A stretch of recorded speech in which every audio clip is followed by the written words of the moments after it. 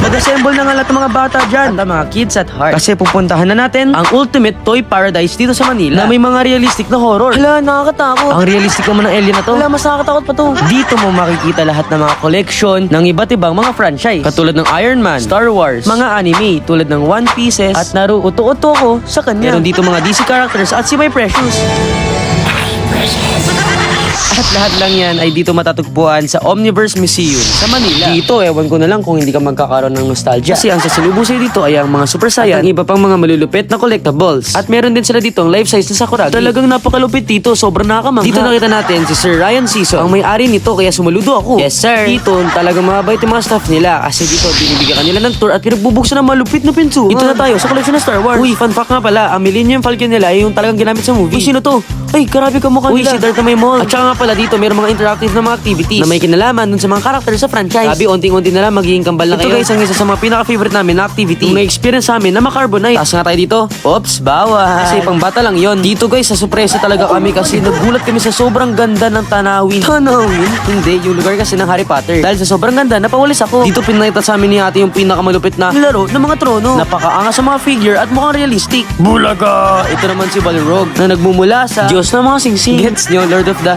kaya nyo na yan, malalaki na kayo. Ngayon, nandito naman kayo sa aking crib, sa Fortress of Magnitude. Ay, Solitude pala. At dito guys, makikita nyo yung totoong suit na ginamit ni Henry Cavill sa Batman v Superman. Dito naman, ang aking Wonder Woman. Talagang napaka-astig, so slayable. At saka nga pala, nandito rin yung mga collection nila. Ngayon, nasa Atlantis naman tayo kung sa makikita natin si Aquaman tsaka yung girlfriend niya. Huwag makalimutan ang interactive activity. Justice League, assemble! Kasi ito nyo makikita yung mga life-size na mga statue. Ang Justice League, kasama yung mga bagong member nila na si Clark at saka si Nori. Nandito naman tayo sa Batcave na merong...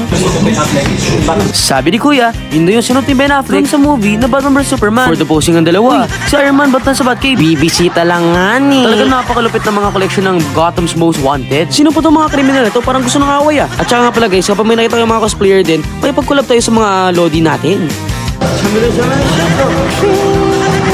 Wow, magic! Aray, nundok pa ako. Ang dami mga ganda mga area na pwede niyong puntahan. Avengers, assemble!